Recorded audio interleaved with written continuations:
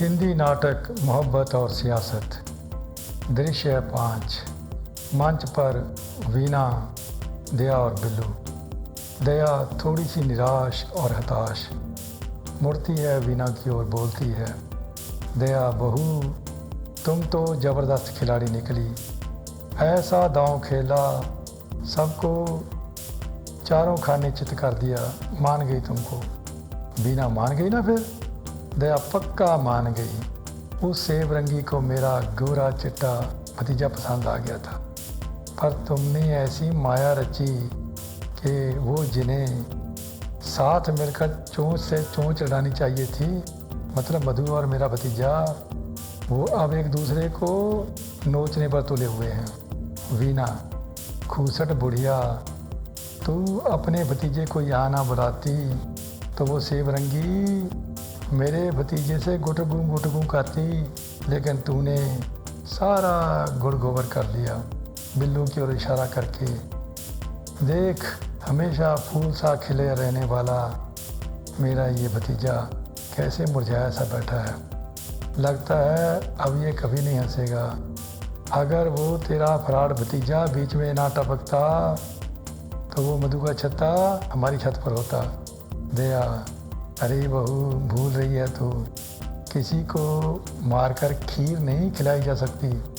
वीना, पर यहाँ तो खीर एक कैलेंडर सा कुत्ता आकर खा गया। तभी बिल्लू बोलता है, बिल्लू, वो कहते हैं ना, खीर बनाई जतन से, चरखा दिया जला, आया कुत्ता खा गया, तू बैठी ढोल बजा, ला पानी पिला। अरे वाह वाह, वीना बोली, मेरा भतीजा क्या लिटरेरी जुमले कस रहा है, पर तुझे क्या पता लिटरेचर क्या होता है बुढ़िया। बेटा, बोली बिल्लू से वीना, ये जुमला तुमने मधु को नहीं सुनाया? अगर वो सुन लेती, कहती, ढोल मैं बजाऊंगी, तू बारात लेकर आ जा। बिल्लू, मौका ही कहाँ मिला बुआ जी, हम तो कुंडली बनवाने के चक्कर में ऐसे पड़े। वीना, मुझे क्या पता था कि उस जंग पुड़िया की कुंडली इतनी जंग लगी हुई है। बिल्लू, आपको मेरी कुंडली बनवानी चाहिए थी। मुझे पक्का पता है कि मेरी कुंडली क्या कमाल की कुंडली बताती मधु। वो मेरी कुंडली देखते ही मुझ पर फिदा हो जाती। फिर वो अमन क्या कहते हैं ना, क्या पिद्दी का शोरबा। वीना, अभी भी कौन सा मुहूर्त निकल गया बेटा, मैं भी मधु को फ़ोन करके यहाँ बुलाती हूँ, बनवाती हूँ उससे तेरी कुंडली। ये बुढ़िया भी देखे क्या कमाल की किस्मत लेकर पैदा हुआ है मेरा भतीजा, सोने का चम्मच मुंह में लेकर पैदा हुआ है ये। दया की ओर मुड़कर, ए बुढ़िया, जाना नहीं, अभी मधु आकर मेरे भतीजे की कुंडली बनाएगी। कुंडली देखकर अगर तुझे दिल का दौरा ना पड़ गया तो कहना। ले, मैं फ़ोन करके उसे बुलाती हूँ। बिल्लू, हाँ बुआ, उसे फ़ोन करके बुलाओ और मेरी कुंडली बनवाओ। अब तो मैं भी जानना चाहता हूँ कि मेरी कुंडली है कैसी। वीना दया को, अरे बुढ़िया, जाना नहीं, मैं लगी हूँ उसे फ़ोन करने। दया, अरे जा, मुझे तो जैसे और कोई काम ही नहीं, कहकर दया जाती है, मुँह बनाती हुई जाती है। वीना फ़ोन करती है। फ़ोन पर वीना, अरे मधु, क्या कर रही है? कुछ नहीं, तो चल मेरे घर आ जा, तेरे लिए एक सरप्राइज़ रखा हुआ है मैंने, कहकर फ़ोन काट देती है। बिल्लू, बुआ, सरप्राइज़? क्या सरप्राइज़ है वो? वीना, बेटा, ये पॉलिटिक्स जो तू नहीं समझेगा। बिल्लू, क्यों, मैं नहीं समझ सकता? वीना, पॉलिटिक्स तभी तो कहती हूँ बेटा, पॉलिटिक्स में इंटरेस्ट लिया कर अगर अपनी मोहब्बत हासिल करनी है तो। बिल्लू, मोहब्बत में भला पॉलिटिक्स का क्या काम? मोहब्बत के लिए तो अंडरस्टैंडिंग चाहिए, एक दूसरे के लिए डेडिकेशन होनी चाहिए। वीना बेटा, ज़िंदगी ना अंडरस्टैंडिंग से चलती है ना डेडिकेशन से, पॉलिटिक्स से चलती है।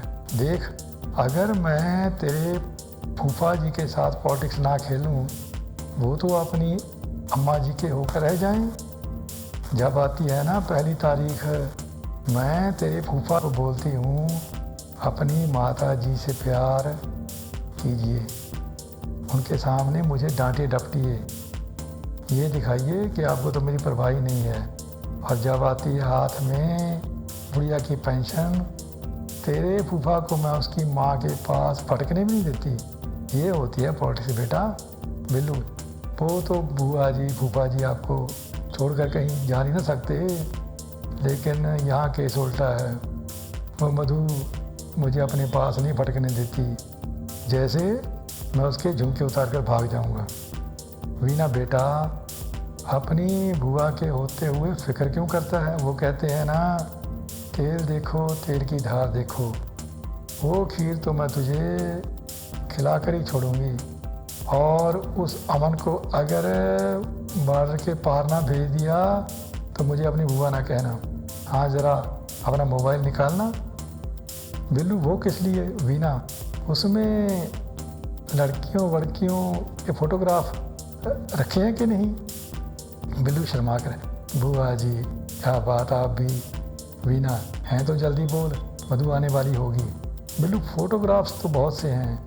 वीना, तेरी गर्लफ्रेंड्स के? बिल्लू, बुआ जी आप भी भला, और क्या मैं अपनी बहनों के? वीना, ओके, मैं जब मधु से उन फोटोग्राफ्स की बात छेड़ूं, तू कहना वो तुझे अमन ने सेंड किए थे।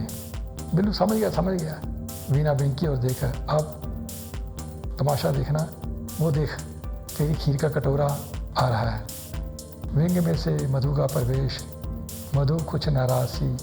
मधु, हाँ दिखाइए दीदी, कौन सा सरप्राइज है? वीना बिल्लू की ओर मुड़कर, अरे बेटा, अपना मोबाइल दे और उसमें दिखा वो फोटोग्राफ्स। बिल्लू, वही फोटोग्राफ्स जो मुझे अमन ने सेंड की थी? वीना, हाँ वही। बिल्लू अपना मोबाइल वीना को देता है। वीना मोबाइल मधु के आगे करती है और कहती है, देख मधु, ये वो सरप्राइज है। देख फोटो, वो फोटो उन लड़कियों के जिनके पीछे वो अमन भागता फिरता रहता है। मधु, भागता फिरता होगा, लेकिन मुझे इससे क्या? वीना, तेरा मूड उसी अमन के कारण तो उखड़ा हुआ है। मधु, मेरा मूड उसके कारण क्यों उखड़ेगा? बिल्लू, लगता है मधु जी उस जनपुरी ने आपको वो ज्योतिष के बारे में आपको बुरा भला कहा था ना, वो सुनकर आप हो गई नाराज, और अब उससे नाराज होकर आप हमसे भी। मधु, मेरी नाराज़गी उससे नहीं, दीदी से है। वीना, अरे पगली, इस मोहल्ले में एक तो ही तो है जिसको मैं अपनी मानती हूँ, नहीं तो यहाँ सभी वो होती है ना बेरी की टहनी कांटों वाली, वो टहनी लेकर सबको मरम्मत करने की ज़रूरत है। और तू है मुझसे नाराज़ हो रही है। मधु, आपको गलत डेट ऑफ बर्थ देकर कुंडली नहीं बनवानी चाहिए थी मुझसे। वीना, अच्छा किया तुमने उस अमन की कुंडली बनाई और तुझे पता चल गया कि वो फुसपटाखा है जो राजनीति के मैदान में धमाका नहीं करेगा। मधु, अरे दीदी, वो जैसे आपने गलत डेट ऑफ बर्थ देकर कुंडली बनवाई थी, वैसे ही मैंने आपको वैसे ही किया, आपको मैंने गलत बताया था। वीना चौंकर, क्या? मधु जी, वो कुंडली एक सक्सेसफुल पॉलिटिशियन की कुंडली है। वो अमन एक दिन सियासत में पता नहीं कहाँ से कहाँ पहुँचेगा। वीना, ऐसा? बिल्लू, इसीलिए, अच्छा इसलिए, समझ गया। वीना, इसीलिए तो क्या? मधु, ये समझ गया, दीदी समझ गया। अब दीदी आपको क्या बताऊं, वो मुझसे गुस्से होकर क्या गया, सोचती हूँ काश मिलकर जाता और उसको मैं सॉरी कहती। बिल्लू, अरे मधु जी, आप मेरी जन्म कुंडली बनाइए, आपको पता चल जाएगा कि अगर वो शेर है तो मैं सवा शेर हूँ। मधु, आज से ये ज्योतिष वोतिष सब बंद है। वीनू, तो फिर वीना, तो फिर और क्या करेंगी? बिल्लू, और क्या करेंगी बुआ जी, ये वो है ना इनका होटल है, वही चलाएंगी। क्यों मधु जी? मधु, होटल? बिल्लू, हाँ आप बता रही थी ना कि आपका होटल है बुआ जी, कि सास के मायके में। मधु चौंक कर, ओ हाँ, हमारा होटल अमन के शहर में ही तो है। बिल्लू, मतलब आपने उस जंगपुरी से मिलने का पक्का मन बना लिया है। वीना, ये उससे क्यों मिलेगी? वो तो कहता था इसे ज्योतिष आती ही नहीं। मधु, ज्योतिष तो दीदी आज से बंद। होटल संभालूंगी और उसे भी तो पता चले कि मैं पहुंच गई हूँ उसके शहर में। बिल्लू, तो आप उसके शहर में जाकर उसके घर तक भी जाएंगी लगता है। वीना, क्या बात करता है तू? बिल्लू, बुआ ये यही सोचती हैं, लेकिन इनको नहीं पता कि वो अमन जंगपुरिया इनको अपने घर में घुसने नहीं देगा। मधु, क्यों घुसने नहीं देगा? बिल्लू, मैडम जी, एक लड़की जो उसके छोटे भाई को ट्यूशन पढ़ाने आती थी। मधु, उसका छोटा भाई भी है? बिल्लू, हाँ है, सिरे का डफर, हिंदी के लिए भी ट्यूशन पढ़ता है। मधु, अच्छा, फिर क्या हुआ था उस लड़की का? बिल्लू, पिछले महीने कहीं लड़की ने उस जंगपुरियों को कह दिया कि जनाब आपने अपने नाम के पीछे क्या जंगपुरिया लगा रखा है, जैसे नाम को ही जंग लगी हो, बदलिए इसे। सुनते ही भड़क गया वो और उसने उस लड़की को बाहर का रास्ता दिखा दिया।